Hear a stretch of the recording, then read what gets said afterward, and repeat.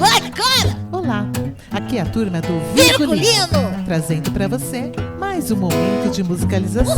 Uhul! Você quer saber o que vamos aprender hoje? Eu quero! Iniciaremos com a leitura. A música é uma manifestação do espírito humano, similar à língua falada. Os seus praticantes deram à humanidade coisas impossíveis de dizer em outra língua. Se não quisermos que isso permaneça um tesouro morto, devemos fazer o possível para que a maioria dos povos compreenda esse idioma. Kodali. Refletir sobre a linguagem musical no que se refere à apreciação, aspectos auditivos, repertório musical, cultural e apropriação musical. Agora, falando um pouco sobre a apreciação sonora, a apreciação musical, o ato de ouvir música faz parte do nosso cotidiano. E foram algumas das citações que vocês colocaram no nosso formulário. Teve professor que disse: faz parte do nosso cotidiano. Música fala através da cultura e seus valores ajudam como instrumento de aprendizagem. A musicalização faz parte da vida desde a pré-história. Usamos para nos expressar. E é isso mesmo, né? Então nós temos aí um aparelho auditivo onde podemos desfrutar do mundo dos sons. Antes mesmo da gente pensar ou sentir um desejo de tocar um instrumento musical ou qualquer outro objeto sonoro, né? E já está no nosso cotidiano isso, desde que nascemos, né? Então podemos refletir sobre uma diferença do ouvir e do escutar. Isso é muito importante trabalharmos com os estudantes, né? Então o ouvir seria algo mais fisiológico. Eu estou aqui no meu ambiente e de repente eu observo um som, um ruído. De repente tem sons que a gente nem percebe, dependendo do que a gente está fazendo, da nossa concentração numa atividade, acontecem vários sons e a gente nem está percebendo por conta da nossa concentração em algo. E enquanto escutar seria significar esse barulho, esse som, absorver, raciocinar, relacionar, dar um significado, dar um sentido ao som que foi captado. Na linguagem musical é importante buscarmos desenvolver nos estudantes um ouvido curioso, atento, sensibilizado, interessado pelo mundo sonoro e no que este mundo sonoro tem a nos oferecer como conhecimento, como cultura, história. E perceberemos através dessa experiência que os estudantes serão capazes de influenciar outras pessoas e poderão tomar decisões conscientes.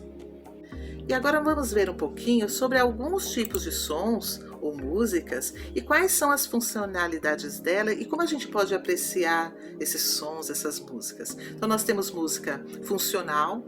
De repente, se eu estou ouvindo ou até mesmo fazendo uma música, um canto de ninar, um canto de oração, um canto de trabalho, eu tenho que começar a compreender e entender que não há uma preocupação se a voz está bonita, se está afinada, ou se o ritmo está correto, me preocupar com os elementos musicais. É um momento que não há essa preocupação.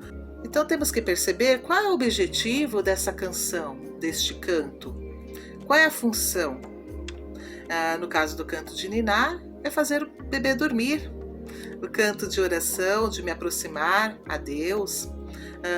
O canto de trabalho está relacionado mais às atividades laborais, tanto no ambiente rural ou urbano.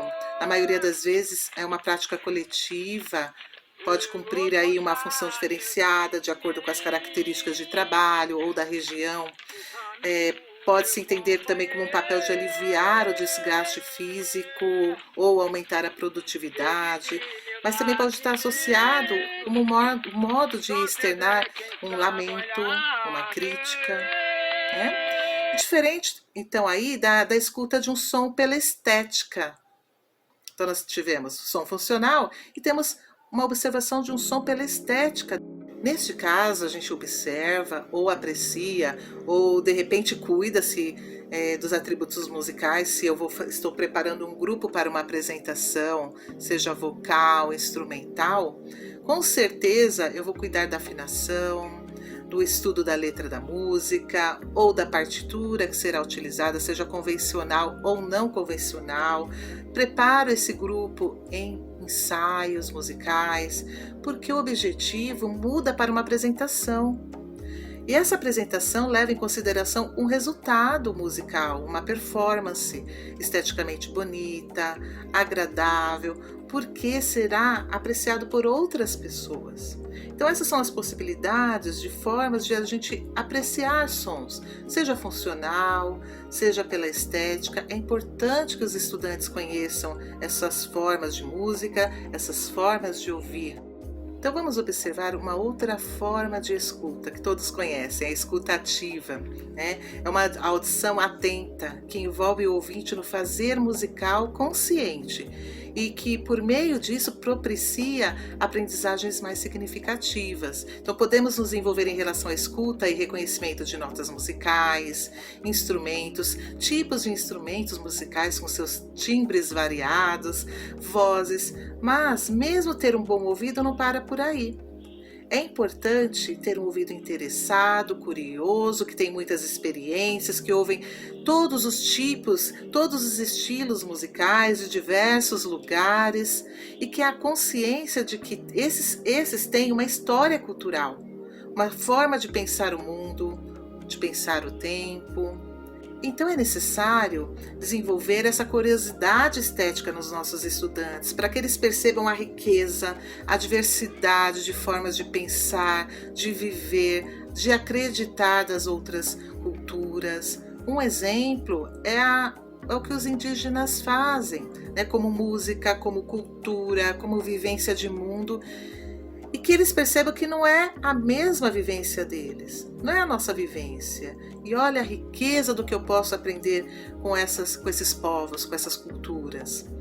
E como desenvolver essa curiosidade auditiva nos estudantes?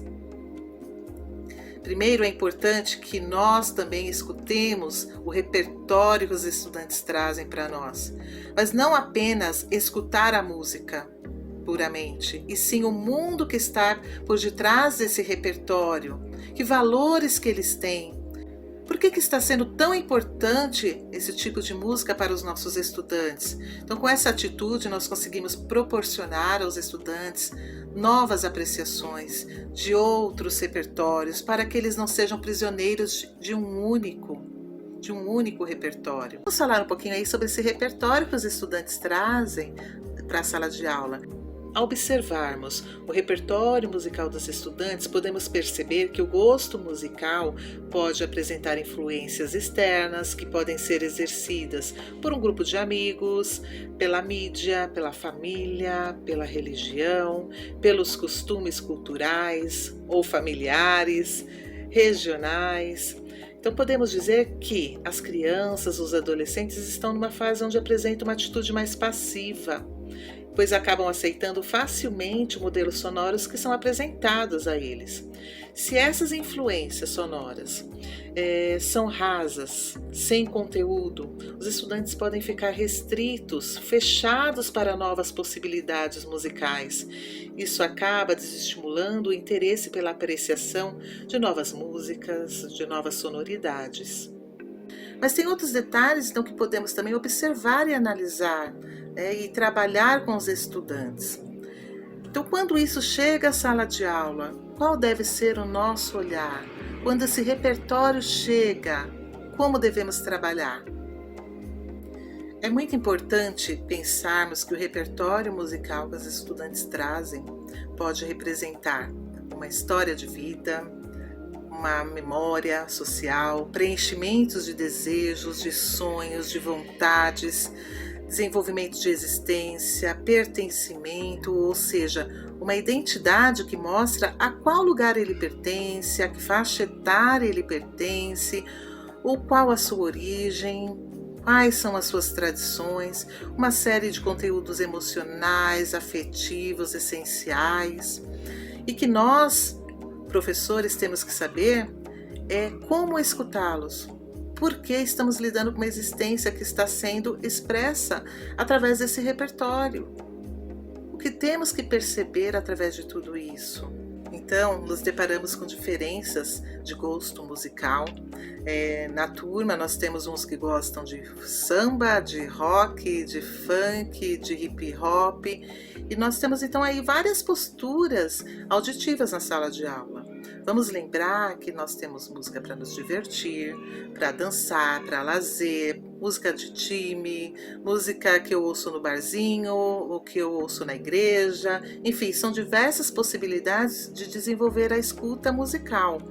Devemos perceber como tudo isso pode se tornar um conhecimento, passando da simples condição de um lazer, de uma diversão, e o que podemos trazer para a linguagem musical, para que os estudantes ampliem e desenvolvam com isso mais critérios de escolha e que ampliem o seu repertório através de apreciação de diversos estilos. Agora, vamos perceber que transformar tudo isso que nós falamos até agora em conhecimento para os nossos estudantes é o nosso objetivo como professor. Então, professores, até aqui nós podemos refletir que o primeiro passo para desenvolver a musicalização é aflorar a apreciação, aflorar o conhecimento do processo de desenvolvimento humano. A musicalização no contexto escolar não está focada no ensino técnico, e sim no sensibilizar para a música, para os sons, trabalhos de atenção, de escuta consciente, escuta criativa, integração de um grupo, interiorização, contato com a cultura pré-existente, interação e exploração do corpo em movimento através dos sons, dos silêncios, exploração de diversas fontes sonoras, criação, composição, criar sons também a partir dessa apreciação que a gente faz. Assim nós estaremos formando não músicos profissionais, mas sim pessoas sensíveis, apreciadoras, percebendo que a música faz parte da vida, tem uma série de conteúdos espontâneos, reflexivos, fluidos, sem muitas regras, sem fixar a uma técnica que inibe até às vezes a expressão.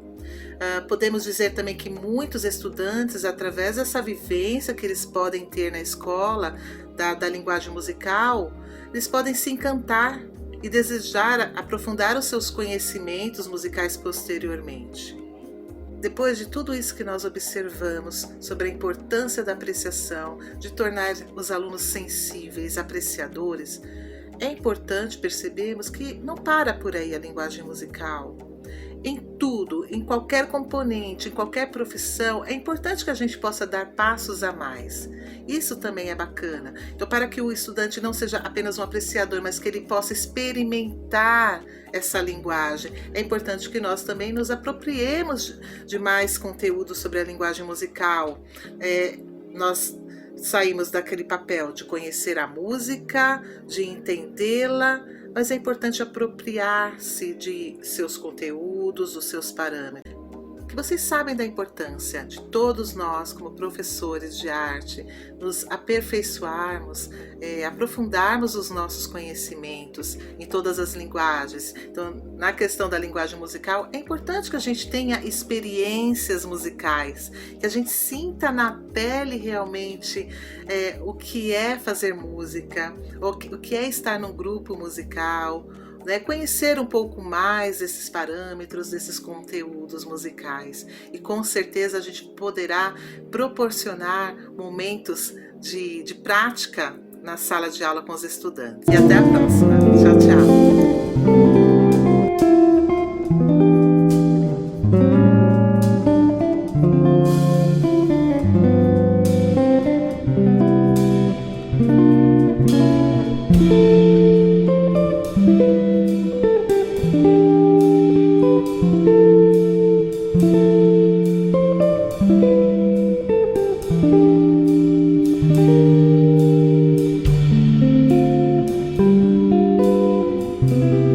Tchau, galera! Uhul!